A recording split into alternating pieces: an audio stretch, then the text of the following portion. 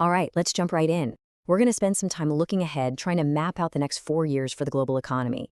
To do that, we're digging into a really deep analysis that pulls together projections from some of the top financial minds out there, all published between December 2025 and March 2026. So this is as fresh as it gets. Let's see what they're saying. So the big question, right? The one that's on everyone's mind is, where is all this going?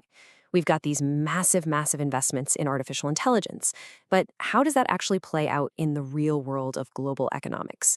That intersection is really the key to unlocking where the market's headed through 2029.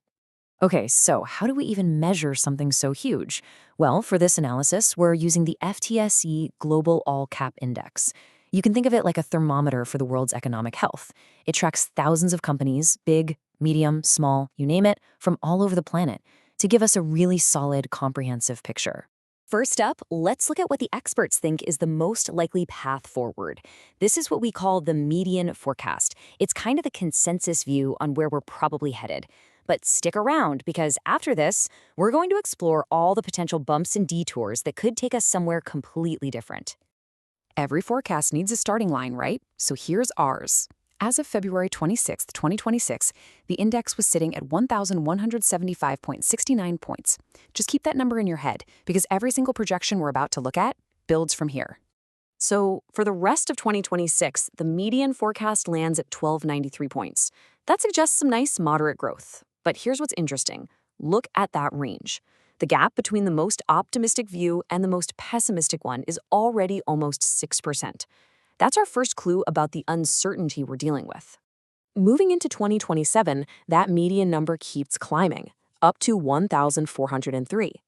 And you'll start to see a pattern here. That gap between the minimum and the maximum forecasts, it's getting wider. It just goes to show you, the further out we try to look, the fuzzier the picture gets. For 2028, the central path hits 1,486. The main story is still one of steady, solid growth.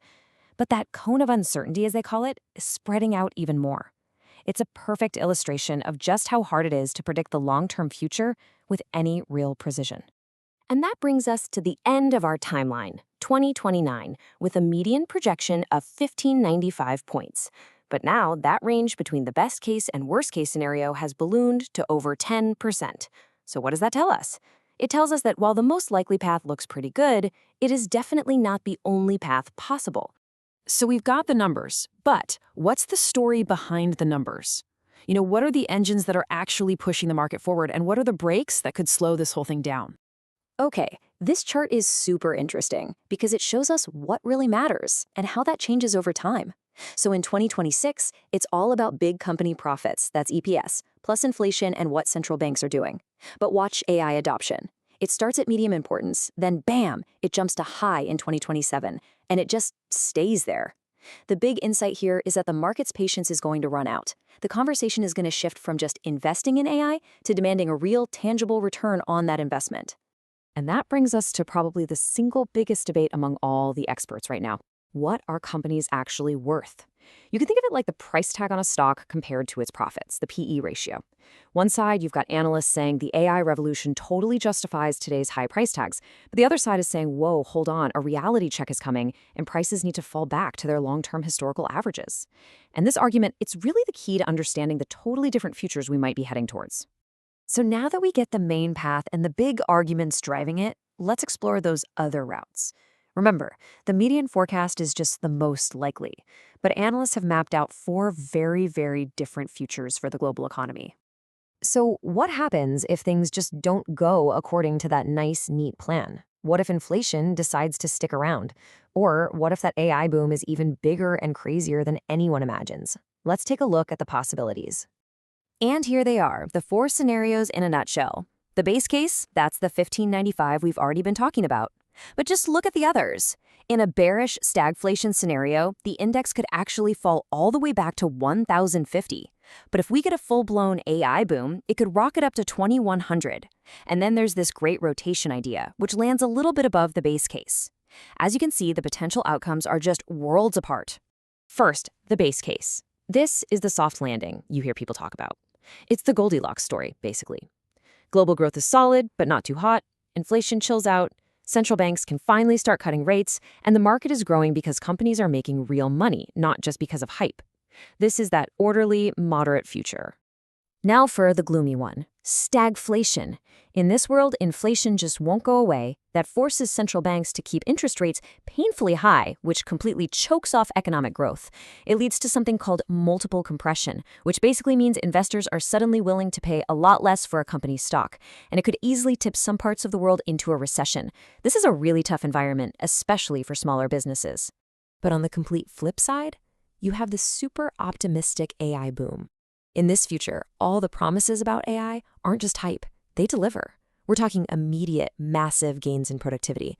Corporate profits go through the roof, which suddenly makes those sky-high valuations we talked about seem totally reasonable. And then a tidal wave of global money just pours into the market, pushing it to unbelievable new heights. And the last scenario is a fascinating one. They're calling the Great Rotation. Here, the big story isn't about the whole market going way up or way down. It's about a changing of the guard. The huge U.S. tech companies that have been in the driver's seat for years finally take a back seat. And instead, money starts flowing to international markets that have been overlooked for a while and also to smaller companies. This is the scenario where they could finally get their moment in the sun. Okay, so we've got these 4 completely different futures. It's great to know they exist, but how can we actually tell which one is unfolding in the real world? Let's break down 3 key signals that you can actually watch for. Here are 3 concrete things to keep an eye on. First, valuation. If that overall market price tag, the PE ratio, dips below its historical average of 18.5, that could be a huge sign that the Great Rotation is starting. Second, capital flows. Just follow the money. If you consistently see more money flowing into international markets than into the US, that's another big trigger for that rotation. And third, fiscal policy. Watch the cost of US government debt. If it gets too expensive for the government to borrow money, that could be a massive red flag for that nasty stagflation scenario. So after all that, what's the bottom line? Well, the most likely path points to moderate, steady growth. But as we've just seen, the range of what's possible is incredibly wide. Really, the only thing that's certain is that it's going to be a bumpy ride. Which leaves us with one final big question. Which one of these futures are you prepared for? Hey, if you enjoyed this deep dive, and this is the kind of stuff you love geeking out on, make sure to follow the Macro Academy IA channel. We're always putting out new insights on macroeconomics, AI, and technology. And please, just remember, this is all for informational and educational purposes. It is not investment advice. These projections can and definitely will change. Thanks for tuning in.